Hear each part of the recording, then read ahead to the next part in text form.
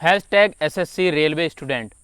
तो जो कैंपेन चल रहा है उसी में मैं भी अपना थोड़ा सा योगदान देना चाहता हूँ, क्योंकि जो भी मेरे फ्रेंड सर्किल में ग्रुप हैं, स्टडी ग्रुप हैं या किसी भी तरीके के लोग जुड़े हुए हैं मुझसे, मैं उन तक ये वीडियो पहुँचा सकूँ। और आप भी इस वीडियो को ज़्यादा से ज़्यादा शेयर करिए, नॉट ओनली फॉर व्यू, मतलब कि जो मेरे मन की बात है ये हर एक स्टूडेंट तक पहुँचनी चाहिए कि गवर्नमेंट की जो क्या क्या पॉलिसी है कि किसी भी स्टूडेंट के स्ट्रेस को लेकर या किसी भी स्टूडेंट के जो एग्ज़ाम हैं उसको कंडक्ट कराने की उनकी क्या प्रोसेस रहते हैं, या फिर उसका जो रिजल्ट आने वाला है उसका क्या प्रोसेस होता है। गवर्नमेंट किसी भी तरीके से स्टूडेंट की तरफ को कोई ज़रा सा भी ध्यान देती नहीं है। मैनिफेस्टो में भी अगर जो तुम बीजेपी के या किसी भी गवर्नमेंट के मैनिफेस्टो में देखोगे तो वो रोज़गार पर बहुत ही रेयरली बात करते हैं। मतलब कि अगर तुम स्टार्टिंग के उनके 2-4 पॉइंट देखोगे तो कुछ और ही अलग ही फील्ड मिलेगा तुमको। लेकिन अगर स्टूडेंट की बात करें, आप जानते हो कि इंडिया में सबसे ज़्यादा यूथ पॉपुलेशन है, क्योंकि इंडिया में स्टूडेंट जो है अपनी किस किस तरीके की स्थिति से गुजरता है, किसी भी एक परीक्षा की तैयारी करने के लिए वो कितनी मेहनत करता है, किसी को इस बात की कोई परवाह नहीं है। जब एक स्टूडेंट अपनी किसी एग्ज़ाम की तैयारी करने में लगता है तो वो सोचता है कि आने वाले 1 साल में उसका पेपर हो जाएगा, और वो उसी तरीके से अपनी प्रिपरेशन को जारी रखता है। जो भी सीरियस स्टूडेंट होगा वो इस तरीके से किसी भी प्रिपरेशन को जारी रखेगा कि वो आने वाले एग्ज़ाम को अच्छी तरीके से परफॉर्म कर सके।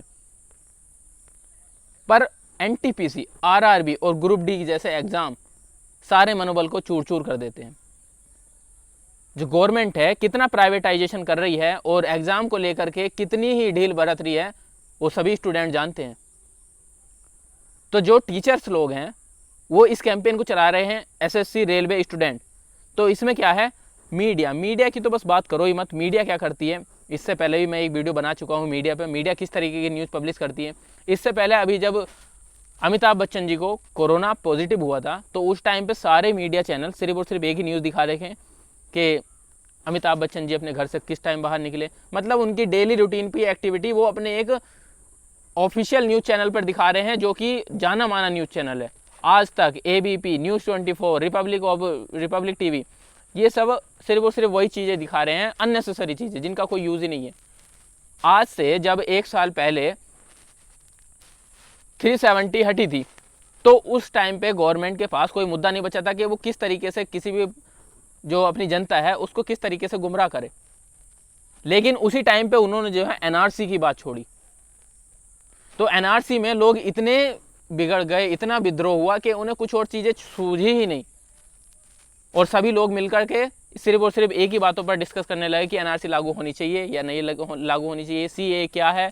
किसी को कोई मतलब नहीं है कि स्टूडेंट इस समय क्या कर रहा है, वो भी किसी एक बंद कमरे में या किसी एक अच्छी सी कोचिंग में तैयारी कर रहा है किसी एग्ज़ाम की, वो एग्ज़ाम कैसे कंडक्ट होगा। एनआरसी के चलते कितने एग्ज़ाम पोस्टपोन्ड हुए थे।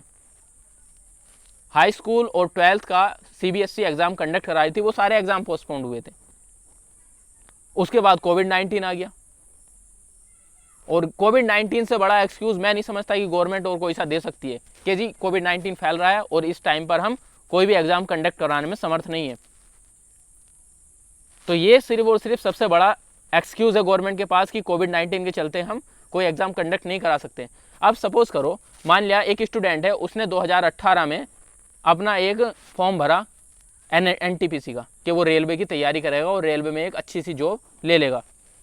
पर उसने क्या करा कि 6 महीने या 1 साल में वो अपना सिलेबस कवर करके एग्ज़ाम की प्रिपरेशन करके उस एग्ज़ाम को देगा और क्रैक करेगा और एक अच्छी सी जॉब ले लेगा। पर क्या होता है, वो 1 साल तक तैयारी भी करता है, कोचिंग में अच्छी सी फीस भी पे करता है, उसके बाद भी क्या होता है, कोई एग्ज़ाम की डेट इशू नहीं करी जाती। किसी भी एग्ज़ाम को करके देख लीजिए आप, एसएससी का हो या रेलवे का हो, इसी तरीके की बातें देखने को मिलती है। सिर्फ एक यूपीएससी तो है जो अपना सही टाइम पर सारी बातें करती है, सारे अपने प्रोसेस फॉलो करती है और टाइम पर रिजल्ट आउट करती है, उसमें कोई स्कैम भी नहीं चलता। अब चाहे हमारी स्टेट गवर्नमेंट जो यूपी की है वो भी देख लीजिए, या फिर किसी अदर स्टेट की भी स्टेट गवर्नमेंट देख लीजिए, वो सिर्फ और सिर्फ अपने कैंपेन पे ध्यान देती है। गवर्नमेंट चाहती तो 69,000 वैकेंसी अब तक क्लियर हो गई होती, उसमें किसी और तरीके की अड़चन नहीं आ रही है। अरे गवर्नमेंट को भी पता है किस डिपार्टमेंट में कितनी वैकेंसी खाली है, पर उन पर भी गवर्नमेंट कभी बात नहीं करती।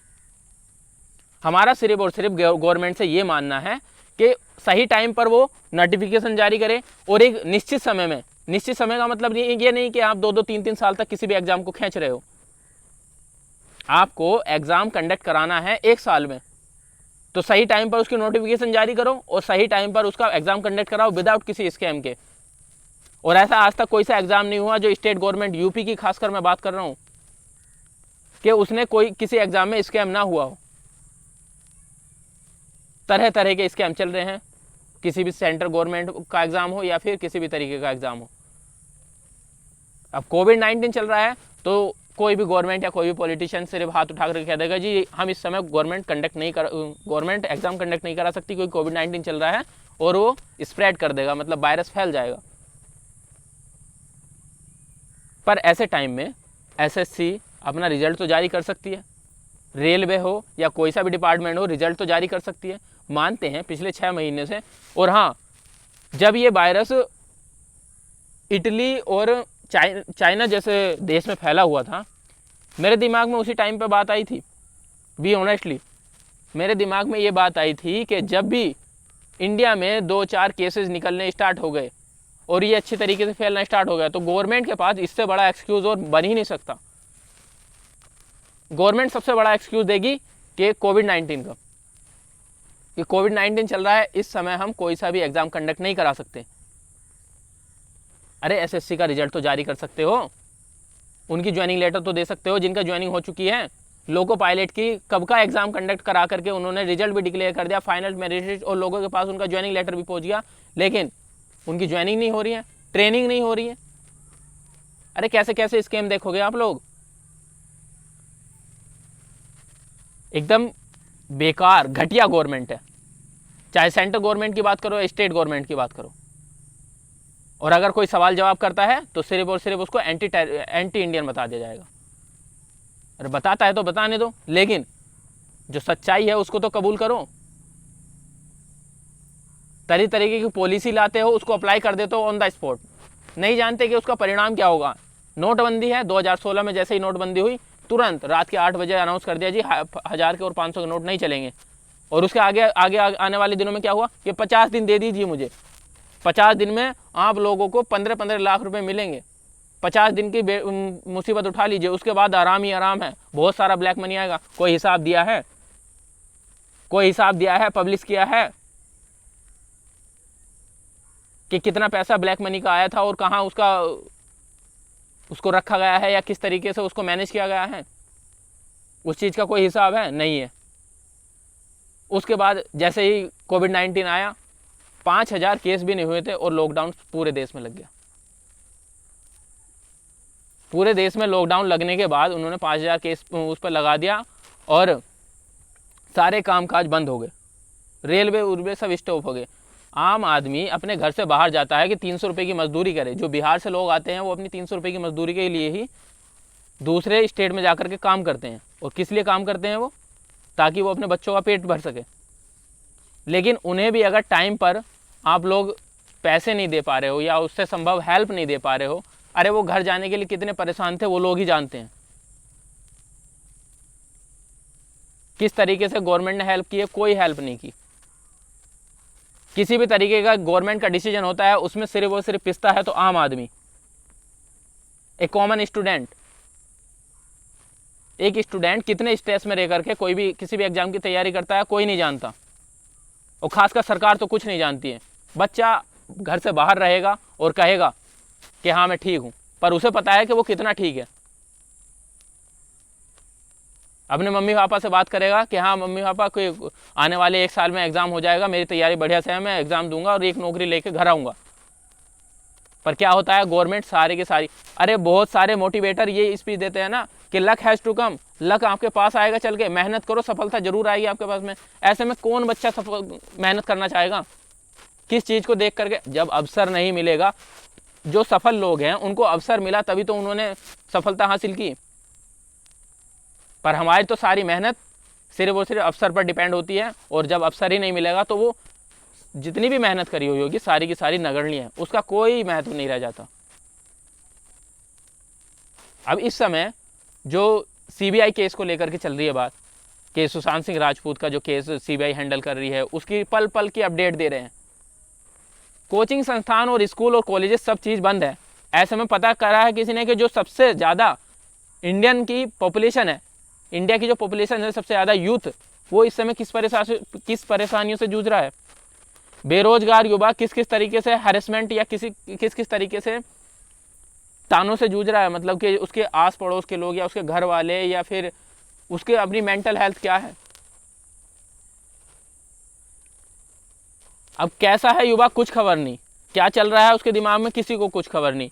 सबके लिए सरकार ही जिम्मेदार है, इसके लिए कोई और जिम्मेदार नहीं है। अगर गवर्नमेंट ग्राउंड लेवल तक इस चीज़ की रिपोर्ट रखेगी तो कोई भी स्टूडेंट स्ट्रेस में नहीं रहेगा। और अगर मान लिया आप एक साल में एक वैकेंसी निकालते हो और एक साल में उसी को फिल कर दोगे, तो कोई भी स्टूडेंट जो नई प्रिपरेशन करने के लिए स्टार्ट होगा तो उसे पता होगा कि अगर मैंने इस साल भी मौका छोड़ दिया तो अगले साल को ही मुझे एंटर होना पड़ेगा। अब ऐसे में मान लिया मैंने तैयारी कर ली और आने वाले साल में मेरा एग्ज़ाम है, मैंने तो उसी एग्ज़ाम इस साल के हिसाब से तैयारी की थी, लेकिन आने वाले साल में एग्ज़ाम हुआ नहीं, तो फिर क्या, एग्ज़ाम पोस्टपोन्ड होता गया, कोई तारीख नहीं दी गई और 2 साल गुजर गए। 2 साल के बाद भी क्या कोई आम स्टूडेंट की जिस एग्ज़ाम को टारगेट करके प्रिपरेशन कर रहा है, क्या वो अपनी तैयारी जारी रखेगा, जबकि उसे 2 साल के बाद भी नहीं पता कि एग्ज़ाम कब कंडक्ट होने वाला है। और जो उसका बोर्ड है एग्ज़ाम कंडक्ट कराने के लिए बोल रहा है कि अभी हमारे पास वेंडर आउट करने के लिए टाइम नहीं है, या हमारे अंदर इतनी सामर्थ्य नहीं है कि हम वेंडर आउट कर सकें। अरे हमें मतलब नहीं है कि रिया कब जेल जाएगी, रिया क्या कर रही है, रिया चक्रवर्ती क्या कर रही है, उसने सुशांत सिंह राजपूत को मारा या नहीं मारा, हमें वो सब मतलब नहीं है। हम एक आम स्टूडेंट है और हमें सिर्फ और सिर्फ परीक्षा से मतलब होता है। आप परीक्षा टाइम पे कराइए, आम स्टूडेंट खुश रहेगा। एक बाप तभी खुश रहेगा कि जब उसका बेटा किसी भी रैली में जाकर के खूब नारेबाजी करे, किसी भी नेता की जय जयकार करे, तब खुश रहेगा उसका बाप, या फिर सुबह ऑफिस से निकले और एक अच्छी सी नौकरी पकड़ के अपने घर का जीवन यापन चलाए, तब खुश रहेगा उसका बाप। सबसे ज़रूरी बात यही है कि हम आज एकजुट होकर के हमें ये कैंपेन चलाना चाहिए और देश को एकजुट होकर के स्टूडेंट का साथ देना चाहिए, चाहे मीडिया हो। और मीडिया की तो बात करो ही मत, मीडिया बहुत ज़्यादा बेकार हो चुकी है। मीडिया को अगर आप रोजगार जैसा मुद्दा दोगे या इकोनॉमी जैसा मुद्दा दोगे तो मीडिया उसको बोलती है कि इससे टीआरपी नहीं आती है, और मीडिया उस मुद्दे को कभी पब्लिश भी नहीं करेगी। उन्हें तो सिर्फ मसालेदार न्यूज़ चाहिए और उसी तरीके की न्यूज़ में पब्लिश करते हैं। पर हमने जो कैंपेन चला रखा है #SSC रेलवे स्टूडेंट, इससे कई सारे सवाल जुड़े हैं और गवर्नमेंट से हमें ये सारे सवालों के जवाब चाहिए। जवाब नहीं चाहिए बल्कि इस पर ठोस रिजल्ट चाहिए। किसी भी एग्ज़ाम का रिजल्ट हमें टाइम पे चाहिए और किसी भी एग्ज़ाम को हमें समय पर कंडक्ट कराना चाहिए विदाउट किसी स्कैम के। किसी भी तरीके की कोई धांधलेबाजी नहीं होनी चाहिए किसी भी एग्ज़ाम में। अगर गवर्नमेंट चाहे तो क्या नहीं हो सकता, क्या यूपीएससी नहीं कंडक्ट कराती? अरे 2.5 करोड़ लोगों ने एनटीपीसी रेलवे का एग्ज़ाम दिया है, इनसे 2.5 करोड़ लोगों का एग्ज़ाम कंडक्ट कराने की कोई प्लानिंग नहीं हो रही है। अरबों रुपया लेके बैठे हैं वो 2.5 करोड़ लोगों से। जितनी उन्होंने वैकेंसी आउट की है उतने में वो कई साल तक उन लोगों को सैलरी दे सकते हैं। रेलवे डिपार्टमेंट की बात कर रहा हूँ मैं। 2.5 करोड़ लोगों की आप 500 से मल्टीप्लाई कर लो और जितने कुल मनी निकल के आता है, कुल पैसा निकल के आता है, और उसकी वैकेंसी की सैलरी दे सकते हैं कई साल तक, अगर वे वैकेंसी फिल भी कर लेते हैं। पर नहीं, उनके पास तो वेंडर आउट करने के लिए भी टाइम नहीं है। तो सिर्फ और सिर्फ हमारी सरकार से यही अपील है, आज हम सब जब स्टूडेंट और टीचर सब एक साथ जुट चुके हैं, अगर ये नया भारत है, ये एक नया भारत है। कई सारे लोगों का ये कहना होता है ना कि ये नया भारत है, और हम भी कहते हैं कि हाँ ये नया भारत है, टेक्नोलॉजी की दुनिया में जी रहा है भारत और बहुत तेज़ी से आगे बढ़ रहा है। लेकिन ये नया भारत है, अगर कुर्सी पर बिठाना जानता है तो कुर्सी से उतारना भी जानता है। जिस तरीके से किसी देश के आतंकवादियों को या किसी देश के सैनिकों को घर में घुस के मारना जानता है, उसी तरीके से नेताओं को या फिर किसी भी पॉलिटिशियन को, किसी भी सरकार को अगर बनाना जानता है तो उसको उतारना भी जानता है। ये नया भारत है, पढ़ा लिखा भारत है, और अपना हक लेकर रहेगा आम student. Thank you and have a good day. तो इस लड़ाई में हमें सबको एकजुट रहना है और एक दूसरे का साथ देना है। इस समय हमें अलग होने की बिल्कुल ज़रूरत नहीं है। कोई भी इस समय धर्म के नाम पर भी अफवाह ना फैलाए कि इस धर्म के लोग इस कैंपेन से जुड़े हैं या इस धर्म के लोग इस कैंपेन से नहीं जुड़े हैं। एक स्टूडेंट के नज़रिए से सोचो, अगर आप एज्ड हैं तो अपने बच्चे की नज़रिए से सोचो कि आपका बच्चा किस माहौल में रह करके तैयारी कर रहा है, किस तरीके से वो परीक्षा दे सकता है। इन सब बातों को ध्यान में रखकर ही आने वाली सप्ताह में आप डिसाइड करना। और जो भी एग्ज़ाम होने वाले हैं या जो एग्ज़ाम कराने वाले हैं वो सब टाइम पर होने चाहिए।